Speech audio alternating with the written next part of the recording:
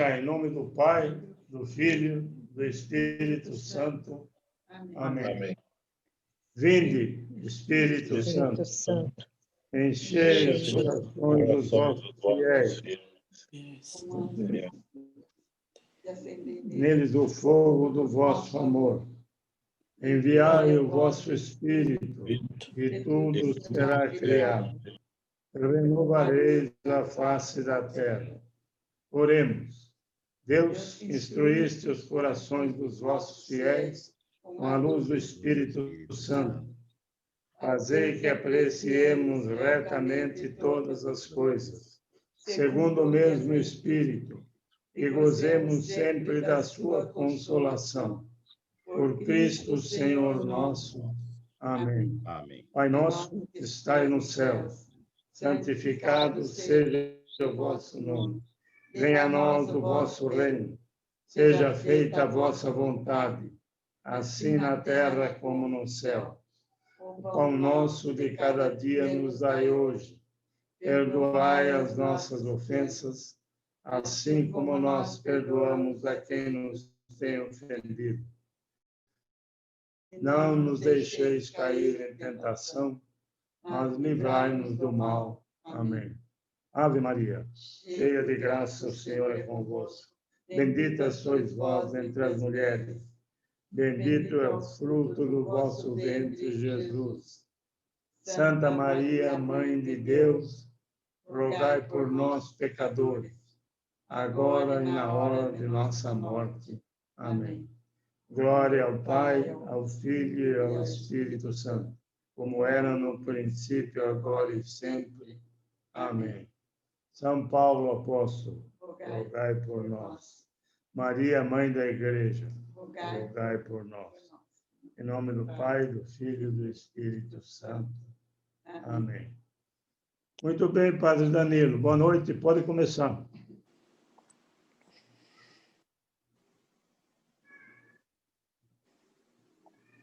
Boa noite, tudo bem com vocês? Nós vamos começar a nossa reflexão em torno da temática, né, que é a ressurreição dos mortos. E a partir daí não tem como nós não pensarmos sobre a ressurreição de Jesus. Claro que é a partir de Cristo Jesus que todos nós ressuscitaremos com ele. Então a gente vai tratar dessa temática que está muito bem explicitado no Catecismo da Igreja Católica e que, de fato, para nós traz a temática central da nossa fé. O centro da nossa fé, a nossa credibilidade é na ressurreição. Nós, cristãos católicos, de fato, acreditamos no mistério da ressurreição. Nós acreditamos que Jesus, de fato, está vivo e presente no meio de nós. Então, esse é o dado da nossa fé. Nós, cristãos, de fato, acreditamos no mistério central da nossa fé, a ressurreição de nosso Senhor Jesus Cristo. E com ele, todos nós ressuscitaremos. É a partir dele e nele que todos nós alcançaremos a ressurreição. Queria, então, partilhar entre 25 e 30 minutos, essa reflexão, a partir do relato bíblico, a gente vai vendo a partir da experiência da Bíblia, depois, se alguém quiser acompanhar junto, né, esses textos bíblicos, vale a pena. E a gente vai pensar essa experiência fundante.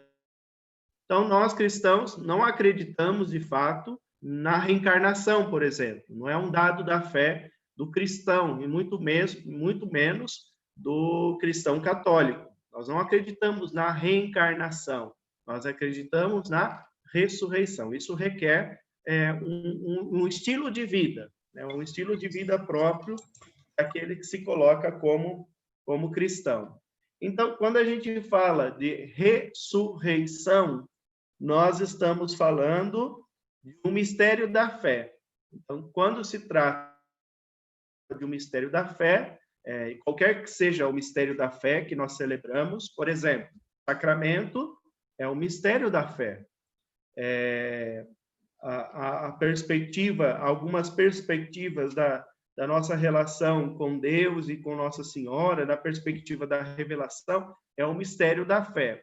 O que significa quando nós falamos de mistério da fé? Tanto é que quando nós celebramos a Eucaristia, o padre diz, depois da consagração, eis o mistério da fé. Às vezes a gente acha que isso é mal colocado, falando, mas por que o padre diz, depois desse momento da consagração, o padre vem e diz, né, o celebrante, eis o mistério da fé, um mistério. Afinal, o que significa isso? Quando a gente fala de mistério, né, da fé, nós estamos entendendo que, para que eu possa celebrar e compreender isso, eu preciso de um dado, fé.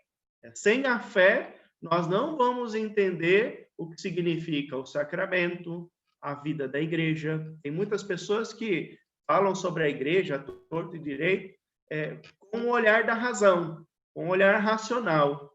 Sem o dado da fé, sem entender a igreja como um mistério da fé, nós não, de fato, não fazemos, não conseguimos celebrar como igreja. Então, de fato, todos nós precisamos entender que há muitas realidades no nosso entender, a perspectiva, realiza-se na perspectiva da fé. Então, nós não entendemos ressurreição sem ter esse olhar da fé. Se eu tiver um olhar racional, de fato, eu não vou compreender e não vou ter motivo de credibilidade. Então, a fé, ela, de fato, ela é um pré-anúncio para que eu possa entender e celebrar aquilo que significa e que eu tenho como significado aquilo que nós estamos falando de ressurreição. Isso se aplica aos sacramentos, à igreja, e há muitas perspectivas. Por quê? A ressurreição é o evento central da fé. Então, eu não consigo entender sacramento, não consigo entender igreja, sem, de fato, eu me dispor a isso que significa ressurreição. Então, primeiro, ressurreição é um dado no mistério da fé, porque é um dado da revelação. É um momento em que eu vou mergulhando nesse mistério, e à medida que eu vou mergulhando nesse mistério da ressurreição, eu vou celebrando essa ressurreição, eu vou compreendendo para a minha vida, para a minha caminhada. Então, é um encontro de revelação. Aliás, a religião é esta ligação entre o céu e a terra, é esse religare. Então, a ressurreição, de fato, é essa experiência desta ligação entre o céu e a terra. Então, primeiro, não consigo compreender ressurreição sem o dado da fé. Essa é a primeira perspectiva que é muito importante. Nós não vamos, de fato, compreender nem celebrar o mistério da ressurreição sem o dado da fé. Um ateu, ele nunca vai compreender o dado da ressurreição. Para ele, Jesus morreu na cruz e ponto. Ponto final. Para um ateu, de fato, esse evento não existe, porque requer um dado da fé. Para um judeu, Jesus foi um profeta. Jesus foi alguém que fez um bem. Também não há o dado da fé no Cristo ressuscitado. Para um muçulmano, muito menos também. Jesus era alguém que fez um bem, até cultuado pelo islamismo, mas, de fato, não há esta perspectiva. Mas, na perspectiva cristã, seja protestante ou católica, há esse evento central.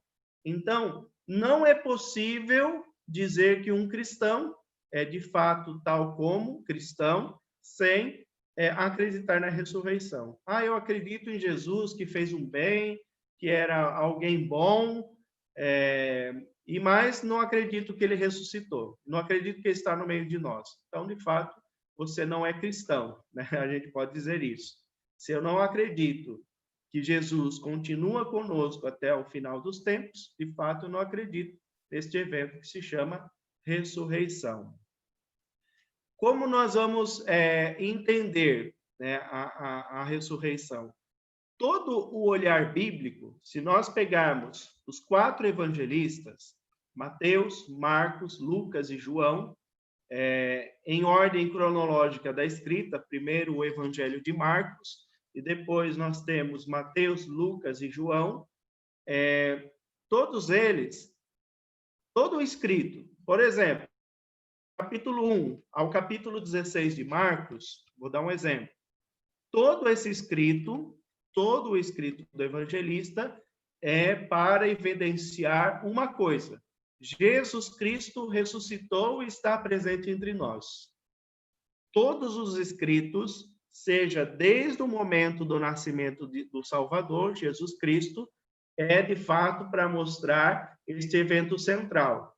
Jesus passou da paixão, morte à ressurreição. A gente vai vendo isso, que cada evangelista vai fazendo um pré-anúncio da sua paixão. Jesus mesmo vai dizendo aquilo que ele ia sofrer. Pedro, no momento, vai negar: olha, Senhor, que isso nunca te aconteça de fato, eu não quero que isso aconteça com você. E Jesus vai dizer: afasta de mim, Satanás.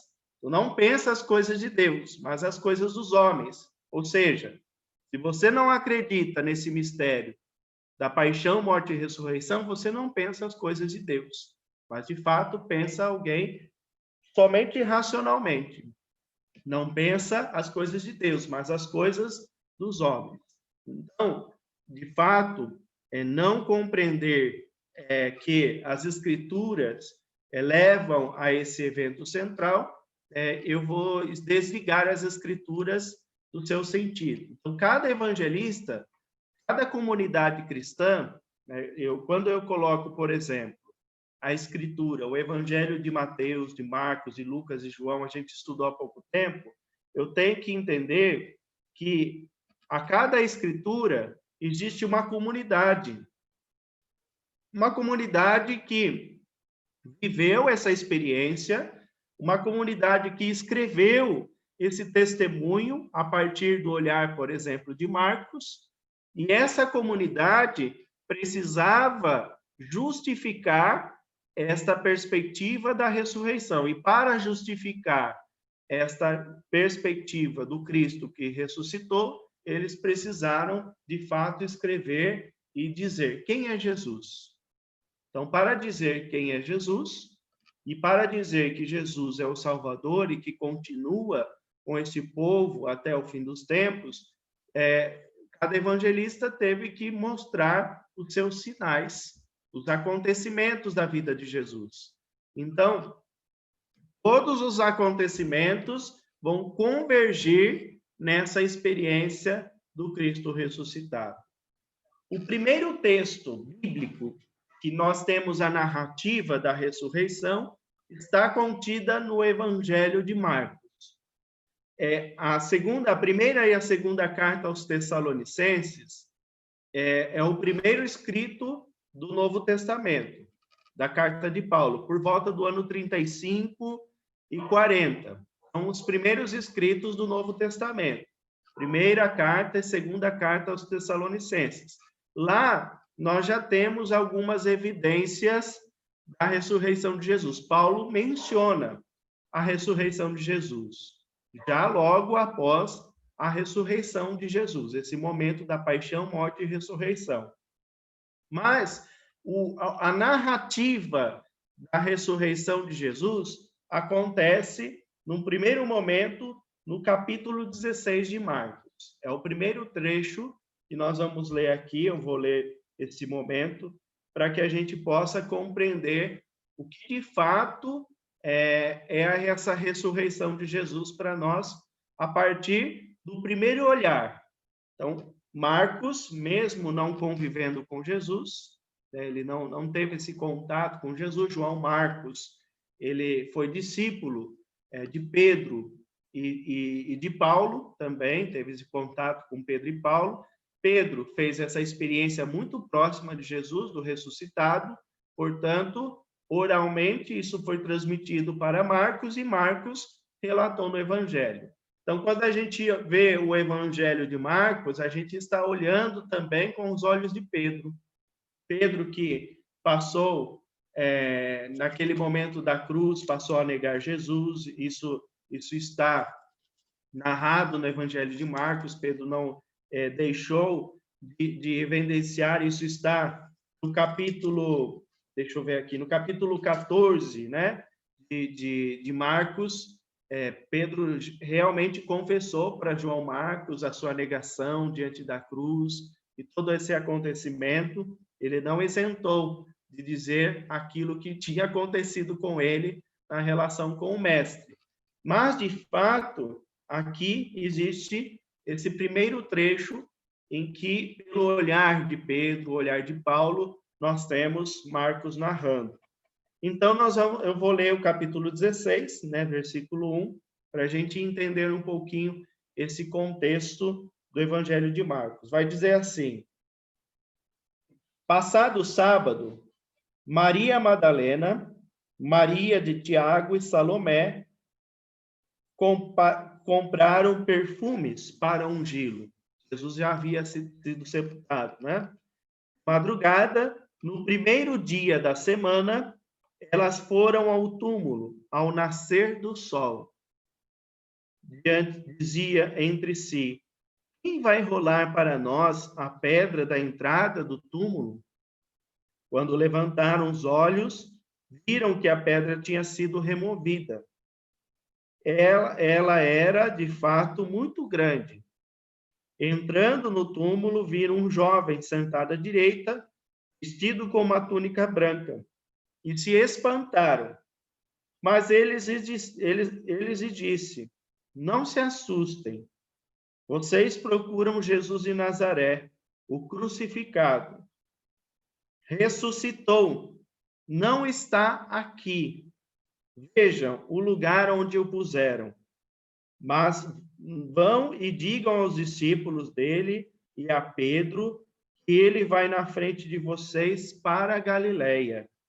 Aí vocês o verão, tal como ele lhes disse.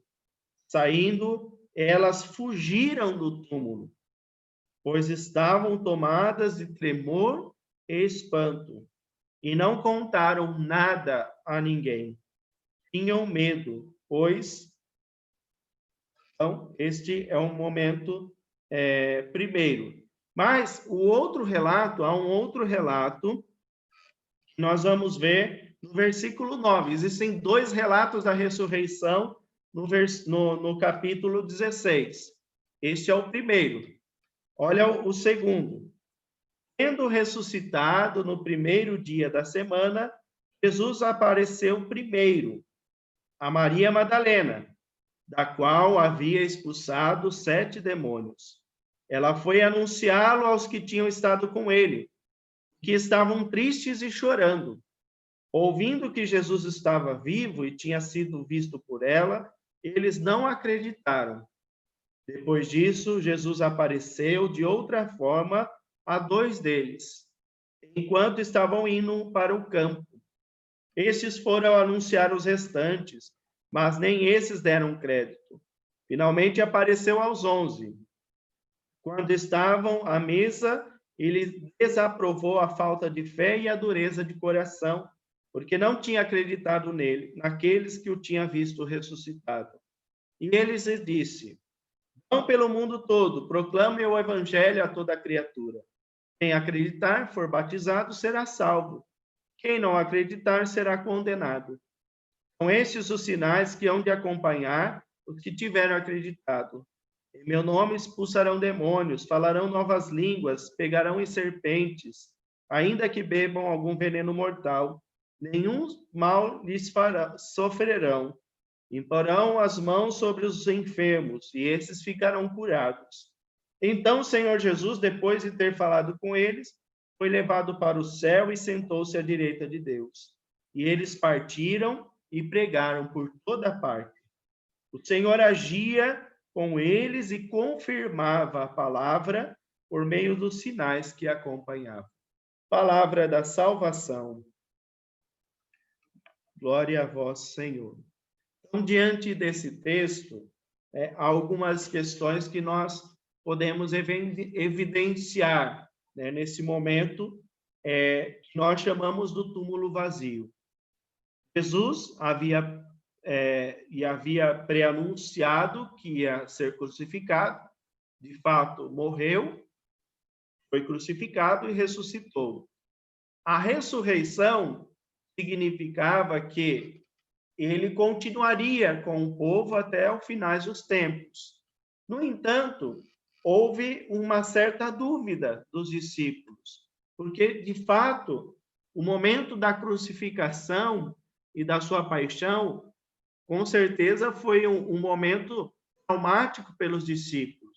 Eles não imaginavam que Jesus ia sofrer tamanha atrocidade, até porque eles acreditavam, e muitos acreditavam, que Jesus era Deus, era Senhor. Então, como de fato o Senhor poderia passar por esse momento de sofrimento?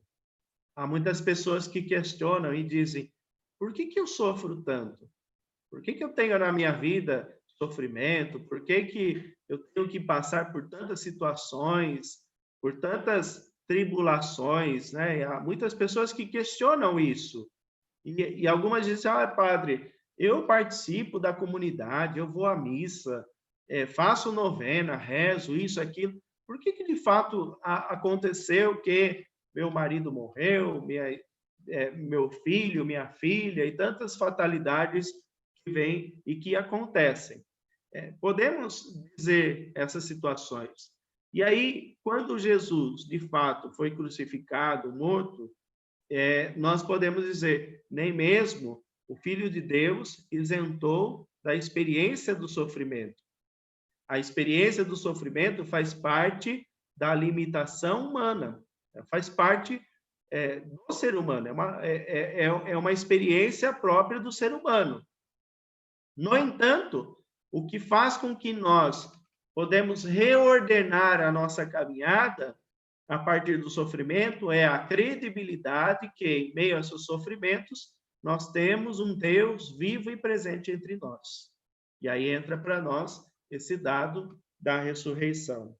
Quando Jesus estava ao túmulo, de fato, eles foram levar perfumes para Jesus. Era um costume, na época, seja no sepultamento, seja no dia, levarem perfumes de alabastro, outros perfumes, para que pudessem sepultar aquela pessoa dignamente.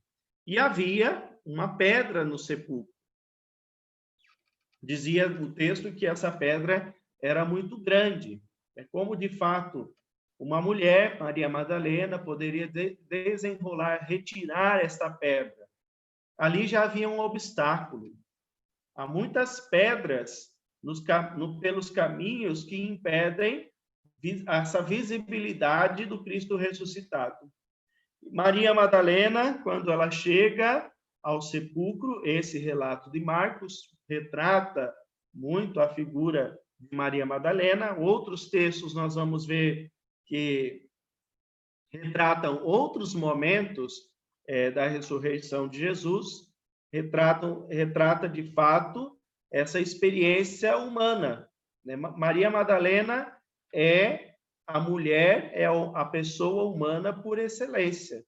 Ela fez essa experiência que todos nós, como cristãos, fazemos. Para que possamos ter a credibilidade do ressuscitado, precisamos fazer a pedra rolar. Precisamos fazer um esforço para que, de fato, possamos acreditar. Nós não acreditamos em Deus assim no estalo. É preciso esforçar-se para viver a nossa fé. Jesus não vem aqui e diz assim: de agora em diante, acredite em mim. Não funciona assim. De agora em diante, vocês vão viver a fé em mim. Quando nós participamos do retiro do Cursilho, nós vamos perceber justamente isso. Nesse caminho pedagógico de Deus, que a cada encontro, a cada palestra, a pessoa que vai, de fato, absorvendo as mensagens, vão compreendendo, de fato, quem é Jesus. E, de fato, um final de semana não vai esgotar nessa experiência. E nós precisamos, a cada momento, deixar que essa pedra possa ir rolando, saindo, para que a gente possa visibilizar essa experiência de fato e dizer, ele ressuscitou. Então, a figura de Maria Madalena retrata, de fato, por todo ser humano, todos aqueles que se colocam a caminho dessa experiência. No outro momento, nós temos, no segundo relato, que acompanhando esse relato da ressurreição, nós temos o relato do anúncio da missão. Acreditar no Jesus ressuscitado significa assumir, de fato, a nossa missão. Tudo aquilo que Jesus foi e realizou, nós também, de fato, devemos realizar. Quando Jesus diz, né, para que todos nós possamos batizar em nome do Pai, do Filho, do Espírito Santo, para que possamos acompanhar os sinais que ele realizou, curar os enfermos, de fato, expulsar os demônios, expulsar o mal, né, na nossa vida, na nossa caminhada. De fato, toda essa é a nossa missão. Então, não é possível ter credibilidade no ressuscitado sem pedir que também nós possamos viver como ele. São Paulo, ele tinha essa clareza de que acreditar no ressuscitado, de fato, esse acreditar está ligado a uma experiência de vida.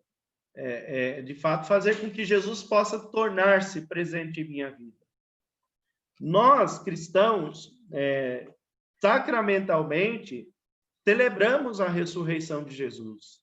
A toda Páscoa semanal, a toda semana, nós celebramos a nossa Páscoa semanal. O que é, de fato, a Páscoa, senão esta passagem da paixão, morte e a ressurreição? A cada Eucaristia, cada Santa Missa, nós celebramos essa passagem da paixão, morte e ressurreição.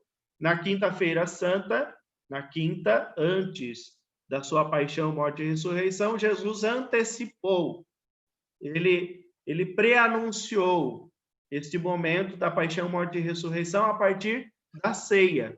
Então, a Eucaristia é para nós a celebração da ressurreição. Não é da morte de Jesus somente, mas celebramos a paixão, morte e ressurreição. Aliás, toda a experiência eclesial, até mesmo a experiência arquitetônica das igrejas, principalmente nos primeiros séculos, nós temos esse retratar-se da experiência do ressuscitado. Os ícones dos primeiros, segundos séculos da igreja, que nós temos retratados nas catacumbas, nas igrejas antigas, elas não pouco retratam a imagem do Cristo crucificado. Nós temos poucas imagens da cruz de Jesus nos primeiros séculos. Nós vamos começar a ter uma retratação da cruz a partir do século X, XI, mas a primeira imagem que nós temos é do ressuscitado, porque é o momento fundante. Quando nós trazemos aqueles ícones antigos, né, se vocês pesquisarem na internet, vocês vão ver imagens nas paredes das catacumbas, elas têm a imagem do bom pastor, a imagem de Jesus, o Pantocrátor, né, aquela imagem de Jesus como rei, isso depois do século V, VI, mas muito pouco evidenciado a imagem como pintura, né, nas igrejas do Cristo crucificado. Depois do século X, com toda a experiência, né, dessa perspectiva da arte, aí se foi trazendo as imagens da paixão de Jesus e, de fato, a da morte de Jesus. Hoje, talvez, as pessoas evidenciam mais a experiência do Cristo morto, da paixão, do que da ressurreição. Porque, de fato, esse momento de sofrimento, esse marcar-se pela essa experiência, ela é muito mais impactante, talvez, do que se nós disséssemos uma mensagem do Cristo ressuscitado, que continua entre nós. Então, de fato, faz esse impacto, né, mostrando o sofrimento, porque nós os identificamos muitas vezes com o sofrimento de Jesus. Então, precisamos perceber e valorizar muito nas mensagens, nos encontros, nas palestras, e evidenciar muito mais do que os ícones da paixão, essa certeza da nossa fé, que Jesus continua conosco até o final dos tempos. Essa presença reveladora que se dá nos sacramentos, na igreja, na liturgia, nos nossos irmãos e irmãs, não de fato uma perspectiva em que podemos visualizar Jesus como um fantasma. Isso não é a experiência da ressurreição. Talvez os apóstolos achavam que Jesus era um fantasma, quando de fato ele estava ressuscitado. E de fato gritavam, tinham medo. Ele dizia, não, viu, sou eu, não é um fantasma. Sou eu de carne e osso. Então, isso evidencia o quê?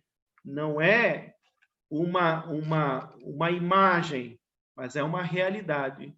Jesus é uma realidade para nós.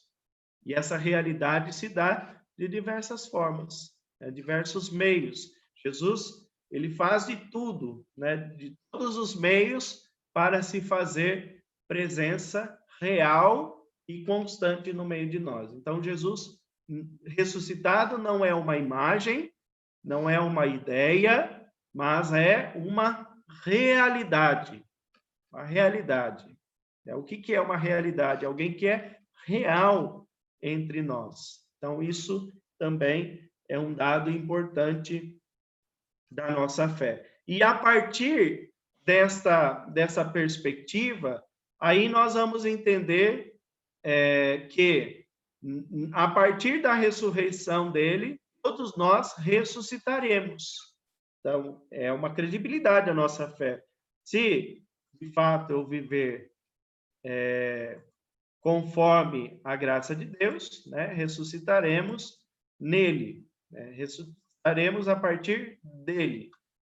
Se, de fato, não estiver na graça de Deus, não há ressurreição, não há ressurreição da carne, então há condenação. Então, é preciso, sim, fazer essa diferenciação entre o céu e a terra, essa perspectiva. Então, a partir de Jesus, a partir da ressurreição de Jesus, todos aqueles que estavam no Antigo Testamento puderam ser resgatados. Isso na nossa profissão de fé a gente celebra, Jesus desceu à mansão dos mortos e por isso no sábado é muito interessante. Depois da sexta-feira da paixão, o correto, liturgicamente, e também com a vida, talvez as pessoas mais velhas celebravam isso forte, depois da paixão de Jesus, às 3 horas da tarde, no sábado de manhã, ainda se guardava, se recolhia. Ainda Jesus estava o quê? Na mansão dos mortos. É isso que nós celebramos no Sábado Santo. E, portanto, no sábado de manhã, não há nenhuma celebração na igreja. Vocês já pensaram nisso? Nós não temos nenhuma celebração no sábado de manhã. Embora alguns padres podem inventar alguma celebração de manhã, os passos de Jesus, alguma coisa, não há celebração. Então, o não haver celebração na igreja já é um celebrar, porque, de fato, Jesus desceu à mansão dos mortos para resgatar com ele todos aqueles que, de fato, viveram a santidade nele. Todos aqueles que estavam no Antigo Testamento, os profetas, todos eles ressuscitaram com ele e a partir dele.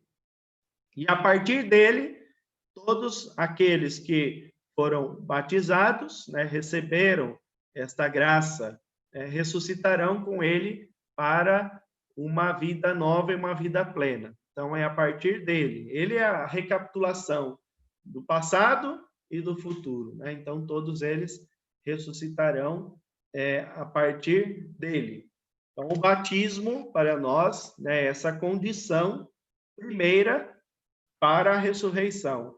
Quando, de fato, nós fomos batizados, o que, de fato, o sacerdote celebrou, senão a ressurreição, a nossa ressurreição, a partir da ressurreição de Jesus Cristo. Quando o padre batiza, ele vai mergulhar, e por isso a palavra batizar significa mergulhar. Nós mergulhamos para o pecado, para ressurgir com ele numa vida nova.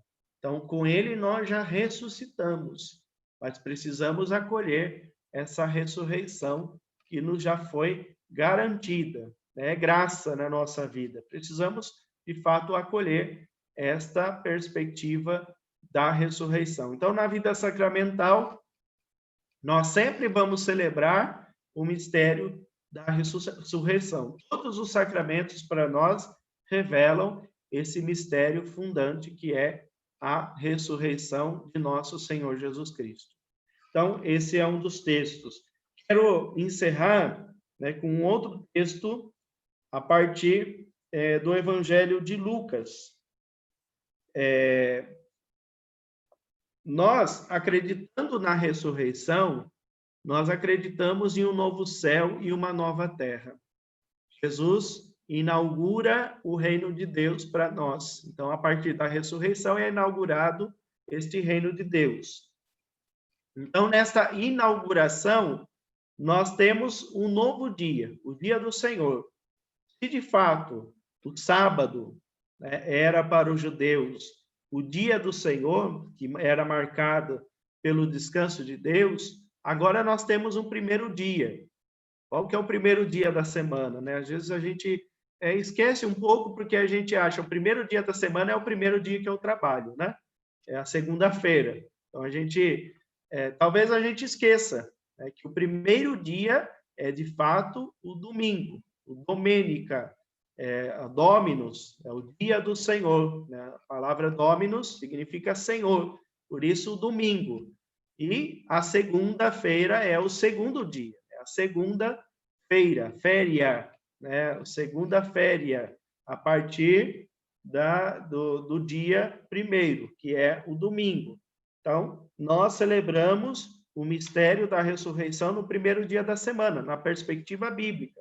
E por isso todos os textos bíblicos vão evidenciar o amanhecer, seja o sábado à noite, a véspera, que para a liturgia cristã, a véspera indica para nós o primeiro dia. A partir das 6 horas da tarde, nós temos um novo dia, um novo dia.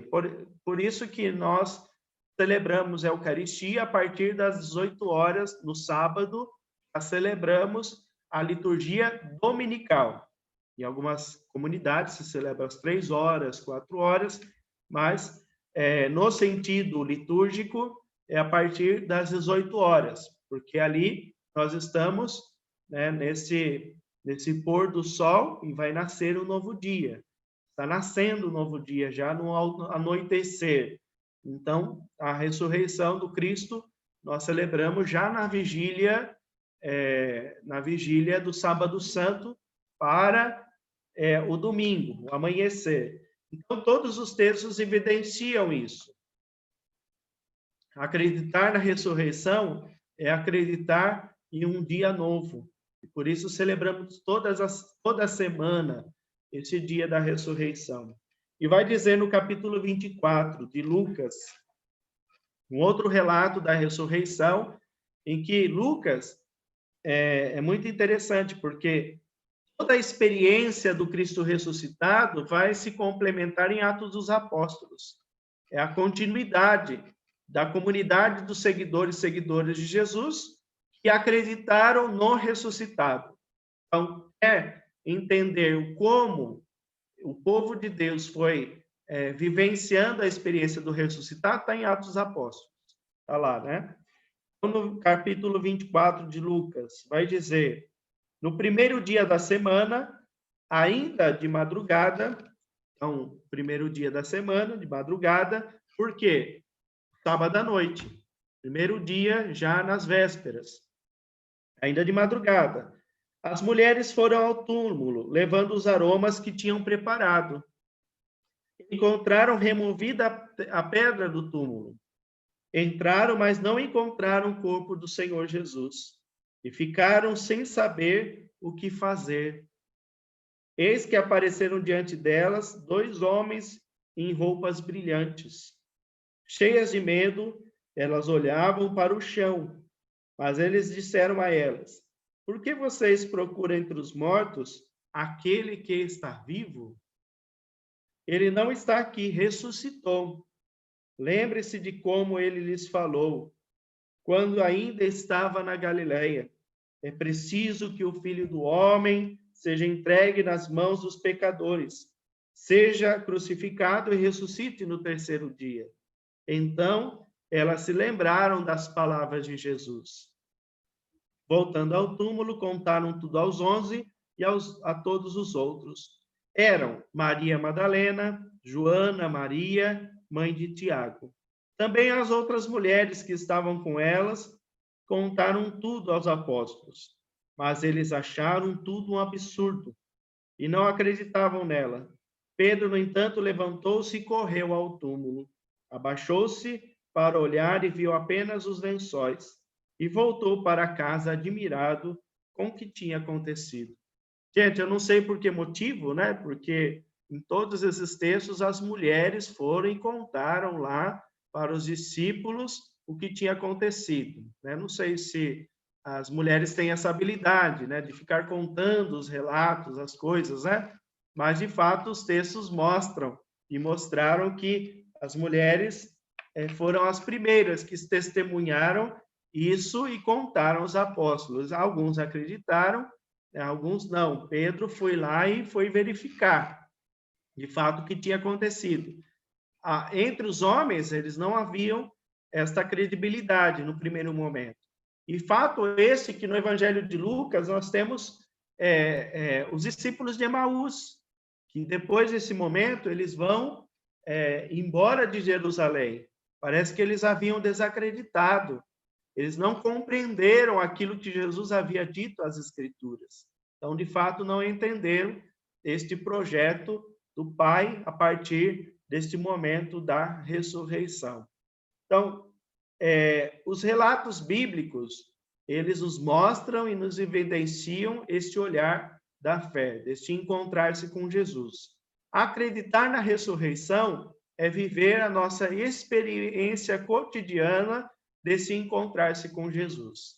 É vivermos a cada dia, a cada instante, esse querigma, esse primeiro encontro com Cristo, a cada dia, a cada momento. Então, acreditar no Senhor e na ressurreição é um dado contínuo da fé. Não é um momento exclusivo da minha vida em que eu pude dizer, agora eu acredito no Senhor ressuscitado. Não. A cada momento, a cada dia, a cada celebração, nós vamos tomando parte dessa credibilidade da fé. E a partir dele, todos os que nele forem sepultados para o pecado, ressurgirão com ele para uma vida nova. Então, a ressurreição dos mortos se dá a partir dessa compreensão de Cristo Jesus. Então, esse é o nosso dado da fé. Nós sabemos que a nossa vida aqui na Terra, vamos dizer assim, é muito pequena diante da eternidade da graça de Deus. E por isso, nós acreditamos que nós não somos seres recicláveis, como alguns entendem, né, no mistério na perspectiva da reencarnação. Nós não somos seres repetíveis, não somos seres repetidos. Nós somos seres formados por Deus unicamente. Então, de fato, o Reinaldo, quando ele morrer, ele não vai se tornar para purificar um cachorro, um gato. Seria mostrar, seria uma evidência muito pobre daquilo que Deus criou, né? Muito esdrúxula, vamos dizer assim, muito redutível daquilo que nós compreendemos na perspectiva bíblica de que o ser humano foi moldado pelo próprio Deus. Deus conhece o nosso ser e nós somos dotados de corpo e alma. E esta alma, essa ânima, ela não vai se tornar um cachorro, um gato ou qualquer outra coisa. ainda é a ânima do Reinaldo, né? É ele mesmo. Então, nessa perspectiva, claro que a gente respeita as diversidades e entendimentos, a gente tolera, né, qualquer perspectiva, mas nós não podemos, de fato, dentro do cristianismo católico, conceber situações como essa, em que o ser humano possa ser um ser reciclado. São seres únicos. Como diz Isaías, né? Desde o seio da minha mãe, Deus já me conhecia. Já sabia quem eu era, né? Não há nenhum texto evidente de reencarnação no texto bíblico. Embora Allan Kardec queria trazer no Evangelho de Jesus evidências muito mal interpretadas, nem teólogo ele era, né? Na verdade, não tinha essa perspectiva, e de que a reencarnação, de que um ser humano se pudesse tornar um bicho ou qualquer outra coisa, né? Então, somos seres únicos, somos seres que podemos voltar a isso, à Terra, de alguma forma, porque nós somos seres para a eternidade, para a graça de Deus, como um ser irrepetível. Então, esta é uma das compreensões da nossa fé. Queria abrir esse espaço, né, para a gente partilhar um pouco e perguntarem. Não sei se ficou muito claro, né? Essa compreensão, esse primeiro argumento, esse momento de pensarmos, né, o que significa para nós o ressuscitado, né, Jesus Cristo vivo e presente entre nós. De fato, no Cursilho, a gente lida muito com esse mistério central da fé. O que, de fato, o Cursilho anuncia, senão a partir de Jesus ressuscitado? Tudo isso vai convergir, todas as mensagens vão convergir para esse sentimento, né, de que Jesus ressuscitou, e nos ambientes da nossa vida, nós vamos vivenciar essa experiência do Cristo ressuscitado. Essa compreensão, ela é central, né? Dentro até mesmo do Cursilho. A gente não consegue pensar as mensagens, senão a partir dessa evidência, né? Perguntas, um por vez, né? Ou considerações, acréscimos. Boa noite, Padre Danilo. Sim, boa noite. Parabéns, viu? Muito obrigado pela palestra. E é o que o senhor estava falando no Cursilho, né? Inclusive, a última mensagem, que é o fechamento, Fidelidade e Esperança, deixa muito bem claro para nós isso, né? Que a partir de Jesus ressuscitado, nós temos a esperança também de encontrá-lo um dia no reino dos céus. Então, é o fechamento, ser fiel ao plano de Deus e sempre ter a esperança de nos encontrarmos na ressurreição junto do Cristo Redentor. Valeu, muito obrigado, viu, pela palestra, foi muito boa, obrigado. Boa noite para o senhor. Boa noite. Eu acho que a gente precisa valorizar muito essa experiência pascal dentro dos encontros, né? Dentro da perspectiva sacramental nas comunidades, valorizar muito a renovação das promessas batismais. Tudo isso vai evidenciando esse caráter que a igreja chamava, né, caráter mistagógico, é celebrar com a vida essa experiência do Cristo ressuscitado. Então, talvez pelos devocionismos, mais a gente trata o tema da crucificação e da paixão do que da ressurreição. Há muitas devoções que trazem a figura do ressuscitado, mas é muito mínima em vista das perspectivas que nós trazemos da paixão, do Cristo sofredor, né? Então, nós temos, por exemplo, a imagem do Cristo, do Jesus misericordioso, que é a imagem do Jesus ressuscitado.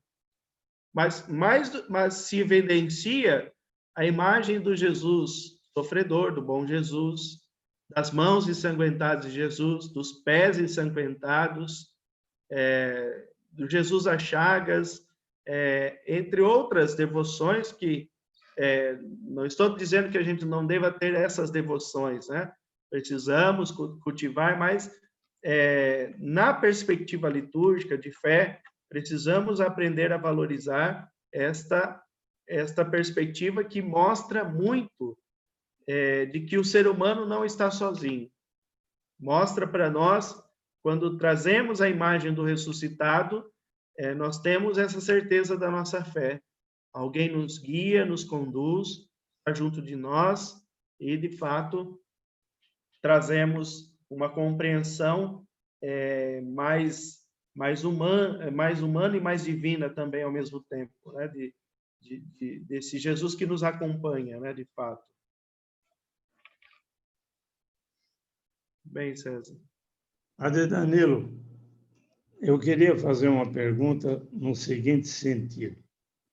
Quando a igreja se refere à ressurreição da carne, é claro que nós sabemos que provavelmente não se trata deste corpo que nós temos agora. São Paulo também diz, se refere a um corpo glorioso. Glorioso. Como seria, se é que há alguma explicação que a gente possa ter, essa ressurreição, em que sentido a gente pode interpretar? Tá, quando nós Porque falamos a alma não morre, né? Sim. Então, a alma continuando viva não seria uma ressurreição. Então, É esse que fica o mistério aí. A ressurreição da carne é a não negação de que nós, dentro dessa perspectiva da eternidade, temos uma forma. Porque a alma, de fato, não há forma. Nós precisamos do corpo e da alma. O que dá a forma, né, é o corpo, é a carne. Então, de fato, para que até podemos não evidenciar que vivemos a reencarnação, de fato, né, porque nós temos uma ressurreição da carne. Então, de fato, esta ressurreição evidencia que, gloriosamente, nós ressuscitaremos de corpo e alma, como o próprio Cristo.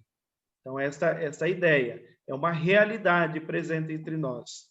E, por isso, nós temos essa tradição da igreja de sermos sepultados, esse sepultamento do corpo, para que a gente possa nunca esquecer que, de fato, embora terrenamente esse corpo vai se corromper, ele é corrupto, né? Vamos dizer assim, como a gente diz, né? Os bichos vão comer, as 7 palmas debaixo da terra, não vamos escapar disso, né? Vamos viver essa corrupção da terra, vamos dizer assim, essa corruptividade da terra, mas diante de Deus, só Deus, em Cristo Jesus, ele pode, de fato, trazer para nós esse corpo glorioso para a eternidade, para a graça de Deus. Então, isso não é uma perspectiva somente física, mas um dado da fé que evidencia e revela que nós temos um corpo, e o corpo também ressuscitará junto com a nossa alma, ânima, né, o espírito. Então, essa realidade. Traduzindo, né? Traduzindo, não há ressurreição sem forma. Sem forma, né? Não há ressurreição sem forma. Estou dizendo uma palavra bem simples para a gente entender. O Visioli, na sua ressurreição, ele precisa da sua forma. E não há forma sem carne, sem o corpo. Né? E esse corpo, ele é glorioso. Porque senão, de fato, não há reconhecimento de um ser, né? Só na ânima, na alma. Então, essa é a ideia, né? Muito obrigado.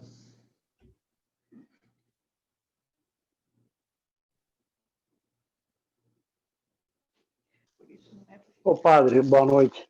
Boa noite. Só uma pergunta. Parabéns, primeiro, pela aula, né? Excepcional a aula do senhor. Sempre aprenderam mais. Quando Maria de Magdala ela vai ao túmulo de Jesus, qual que é a importância para nós cristãos o túmulo vazio? Esse reconhecimento de que Jesus não está morto. Não encontrar o corpo, mesmo sabendo que a pedra estava fechada, ou significa que, se a pedra estava fechada, era uma pedra grande, e o corpo estava dentro, e não quando abriram, já não estava lá, e aí a imagem desses anjos, né, ladeado ao corpo, mostra o quê? De fato, ele já não estava lá, ele, portanto, ressuscitou. Então, essa imagem dessa certeza da fé, que ele transcende, a ressurreição transcende ao espaço e ao tempo. E por isso, nós, aí, a partir desse momento da ressurreição, a gente vai distinguir o nosso tempo cronológico do tempo cairológico. O nosso tempo não é o tempo de Deus. Quando, de fato, eu sinto muito o Visioli, né? Quando, de fato, o Visioli for para o Pai, e a dona Terezinha também, né? Estou dizendo porque são um casal que está aqui, né? Eu sinto muito dizer, porque no tempo cronológico, eles se amam tal como, de forma esponsal. Mas, diante da eternidade, não há essa categoria amor esponsal. O amor é Deus. Então, o mesmo amor do Visioli pela Terezinha, mais intensamente, porque diante de Deus há o amor, né? E esse amor, ele não tem medida. Não existe o amor filial, o amor paterno, o amor materno, o amor esponsal, porque o amor é o amor. Em Deus, tudo se transcende. Não há medida. Então, diante da eternidade, como pode ter medida do amor? Como o Visioli vai poder amar mais a Terezinha do que o Gripa que estiver lá no céu, ou o Reinaldo? É o amor. Diante de Deus, na perspectiva cairológica, todos se amam. Então, essa realidade essa realidade do Cristo ressuscitado, não estar lá o corpo, significa ele transcendeu a esta realidade terrena e agora para diante desta eternidade. Subiu esse estar diante da glória, estar diante de Deus. Com ele também nós viveremos essa experiência. Então, pelo dado terreno, nós temos as nossas limitações, nossos amores, nossos ódios, vamos dizer assim, mas diante da eternidade não pode haver isso. O Marcos vai ter o mesmo, eu sinto muito, Marcos, o mesmo amor pela sua esposa, a filha, vai ser pela sogra, lá na eternidade, tá? Então, é nessa forma. Então, por quê? Deus é amor. Diante dele não há medida de amor. Todos se amam. E na verdade, essa perspectiva da terra já é um exercício para o céu. Precisamos, e por isso Jesus diz, amai-vos uns aos outros como eu vos amei. E qual é a medida do amor de Deus? Qual é a medida do amor de Jesus? Talvez a gente não conseguiu nem aqui na terra, não vamos conseguir amar como ele amou. Porque Deus é amor. E como que esse amor de Deus transcende a qualquer coisa? Então, esse chamado de Jesus é muito grandioso diante daquilo que nós temos que viver aqui, né? Então, qualquer ação que nós podemos dizer é muito pouco diante desse amor de Cristo na cruz. Essa realidade é muito interessante. Por que nós conseguimos distinguir isso, né? Que diante da eternidade não é amor, porque alguém foi lá e verificou isso? Não, porque, de fato, para Deus, não é essa questão de sentimento, é puramente humano. Diante de Deus não pode haver sentimento de amor maior ou menor, medida do amor. Deus a ama e pronto. Essa medida, né? Isso é uma categoria terrena. Então, voltando nisso, nessa questão, né? Por que o túmulo estava vazio? Porque, de fato, se ele estivesse lá, né? Ou, de fato, o seu corpo estivesse lá, ainda haveria uma questão corruptível. E Jesus não poderia ser corruptível. Ele era Deus e Senhor. Ele transcende ao tempo e espaço. E toda a sua categoria de amor, de sentimento terreno de Jesus, ela transcende tempo e o espaço. Uma questão importante para a gente pensar no dado da ressurreição dos mortos, né? Nessa perspectiva. Não sei se conseguiram compreender, é muito difícil, né? Sim. A gente aceitar isso, né? De fato, mas sinto muito dizer, né? O amor pelos outros deve ser o mesmo. Por isso que a gente tem que amar os irmãos aqui, porque se de fato, como eu vou poder encontrar com aquela pessoa que eu odiava lá no céu? Não há como, né? Então, a vida se tornaria um inferno. Precisamos transformar aqui na terra já o céu, perdoando e reconciliando já, porque sem o perdão, como a gente vai perdoar lá em cima? Não dá tempo, né? Então, só há o espaço para o inferno. A falta do perdão, da reconciliação, só nos vai fazer diante das desgraças do inferno. Por isso, a gente precisa exercitar muito o perdão, né? Há tempo ainda, né? Para cada um de nós. Obrigado. Padre Danilo, eu queria fazer outra pergunta, se não for abusar. É o seguinte, a teologia diz alguma coisa sobre se, depois de ressuscitado, se Deus o permitir, nós teremos consciência de quem nós fomos aqui na Terra? O que a teologia diz, numa disciplina chamada escatologia, o Papa Bento XVI tem uma obra que se chama escatologia mesmo, né? Escatologia. E ele faz essa reflexão, né? Ele diz assim que, de fato, nós não conseguimos distinguir, né, materialmente uns aos outros, nesse sentido do sentir, porque quando a gente consegue distinguir uma pessoa ou outra, a gente está reduzindo os sentimentos que a gente tem por cada uma das pessoas. Claro que a gente vai pensar, olha, aquele é minha filha, porque eu tenho esse amor filial, né? Essa é minha esposa, porque eu tenho esse amor esponsal. Talvez a gente consiga, como o Papa Bento XVI diz, nesse talvez, possibilidade, né? Porque isso ele refletiu a partir de situações e categorias filosóficas, entre outras coisas, que dedução, né?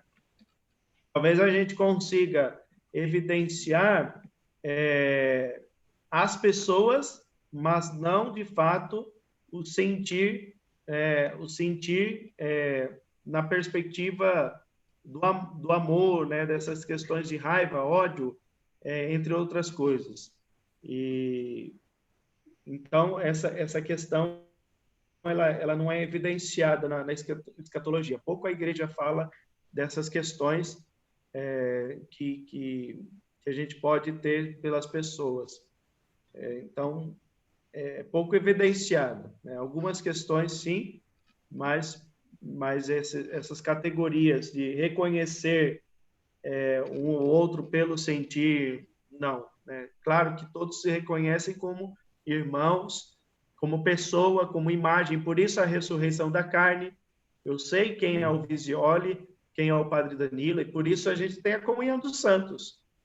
Os santos têm a sua forma, a sua materialidade. Claro que eu vou reconhecer o Visioli, a Terezinha, o César, né, o João. Eu vou reconhecer as pessoas, mas não nesse sentimento, olha, eu gostava mais do Reinaldo do que do Fábio, do que do Marcos, porque isso é uma categoria terrena. Todos se amam entre irmãos, né? E, portanto, se eu tive a capacidade de ir ao céu, é porque, de fato, junto nessa comunhão, né, entre o céu e a terra, eu amava cada um de vocês, cada um juntamente. Então, tem essa perspectiva que a gente precisa pensar, né, a partir disso. Pelas próprias parábolas de Jesus ou pelos ensinamentos, o que acontece nos evangelhos, por exemplo, na transfiguração, Jesus apareceu conversando com Moisés e Elias. Quer dizer que eles seriam Moisés e Elias de uma forma diferente, mas seriam eles, né? Sim, a pessoa está ali, materializada. Eu sei quem é Moisés e quem é Elias. Agora, na perspectiva sentimental, Jesus vai dizer, lá no céu, e por isso quando ele fala do homem e a mulher, eles se darão como anjos. Como anjos, né? E Jesus cita isso a partir da perspectiva bíblica. O que é se dar como anjo? De fato, numa perspectiva mesmo sentimental, né? Numa perspectiva vivencial, e não, de fato, numa perspectiva figurativa, de imagem, né? Mas no sentido sentimental. Então, esse se dar como anjos, né? É muito interessante que Jesus ele deu uma deixa aí diante das perspectivas do céu. Agora, existem muitos devocionismos, muitas perspectivas até dos santos que querem mostrar, revelar como é o céu, como é o inferno, como é o purgatório. Isso está dentro de uma leitura, toda uma literatura cristã, e que não é dado de fé, não é dogma da fé. Nós não temos a imagem, de fato, do céu, do inferno, do purgatório. Isso não é perspectiva dogmática. Eu posso ter credibilidade nisso, mas a igreja, de fato, ela nunca trouxe imagem, de fato, como é do inferno.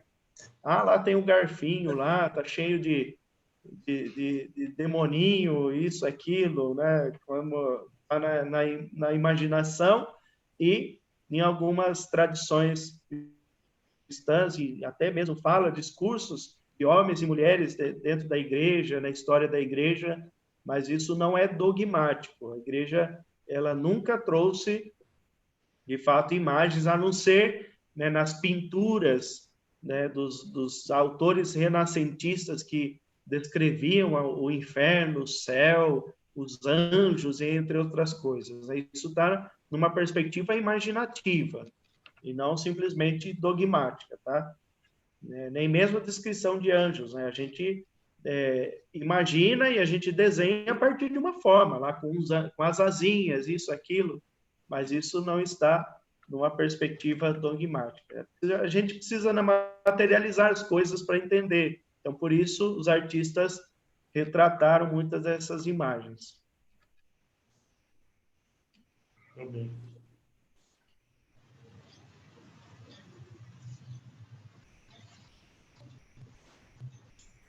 Tem uma pergunta no chat para responder que seria interessante, eu acho. Isso, eu ia fazer agora essa questionação. Isso, do Amorim. Legal. Padre, boa noite. Primeira pergunta: o que a igreja entende do que ocorreu com Jesus entre a sexta e domingo? O que se entende com a volta dele à Terra? São duas perguntas aí que vamos aí por parte. Primeiro, o que a igreja entende que ocorreu com Jesus entre a sexta e o domingo. O que a igreja entende é o que a Bíblia explica, né? Que entre a sexta e o domingo houve este momento da paixão, morte e ressurreição. Às 3 horas da tarde, nós celebramos a morte de Jesus, antecedendo essa paixão. Jesus que vai... Depois da ceia, existe a agonia de Jesus no Horto das Oliveiras. Ele é preso, condenado, para que ele pudesse não ser morto no domingo, porque era o dia da Páscoa. Os judeus estavam chegando em Jerusalém, ia ter uma grande aglomeração. Eles quiseram já condená-lo na sexta-feira. Eles não queriam esperar, de fato, Jesus ser condenado no domingo. Não se podia condenar ninguém na Páscoa. Era dia da celebração, a partir do sábado. E, por isso, ele é condenado à sexta-feira. E nesse mesmo dia, né, na tarde, ele entrega, né, o seu espírito, né, a sua entrega de amor a cada um de nós. E aí, justamente aquilo que a gente partilhava, a partir da sua paixão, da sua morte, essa descida dele. Então, o que acontece entre a sexta e o domingo? Claro que a gente não consegue descrever materialmente como que se deu isso, né? A gente tem nessa perspectiva bíblica. Jesus, ele resgata todos aqueles que estavam mortos, com eles a ressurreição. é a sua elevação. E por isso, no domingo, quando os discípulos, as discípulas, né, de Jesus, eles ficam lá, ele não está aqui mais, né? Ele ressuscitou. E por isso essa evidência. Então, de fato, nós conseguimos trazer entre a sexta-feira e o domingo este mistério dessa passagem, paixão, morte e ressurreição. E a partir daí, esta presença contínua e amorosa entre nós. E no segundo momento, o que se entende com a volta dele à Terra? É a chamada segunda vinda de Jesus. Há algumas explicações sobre a segunda vinda de Jesus. E algumas explicações sobre a sua segunda vinda tem mais uma perspectiva protestante do que católica. A gente vê muitas leituras da sua segunda vinda.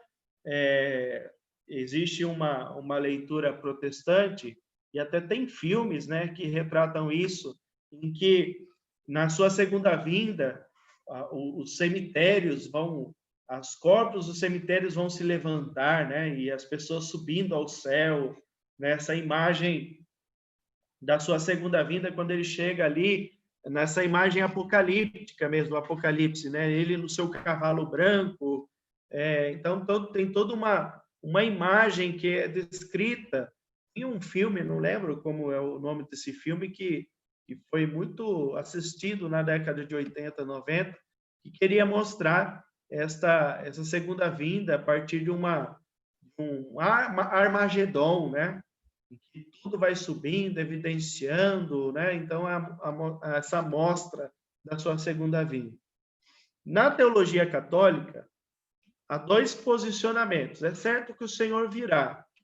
Nós não sabemos o dia nem a hora. Os apóstolos, os discípulos, os apóstolos acreditavam já que por volta do ano 40, 50, até no ano 100, alguns acreditavam que Jesus já ia voltar logo, já no ano 100.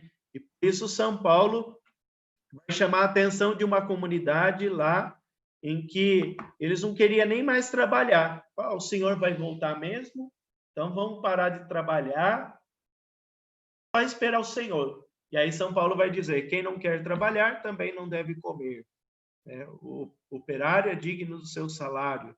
Então ele dizia, olha, é preciso que vocês tenham um ritmo diário, trabalhem, se esforcem. Constantemente a gente vê mensagens em nome de Nossa Senhora, em nome disso, daquilo, que fala que vai acabar o mundo e dizem assim, olha, fujam para suas casas, armazenem seus alimentos, o Senhor vai voltar.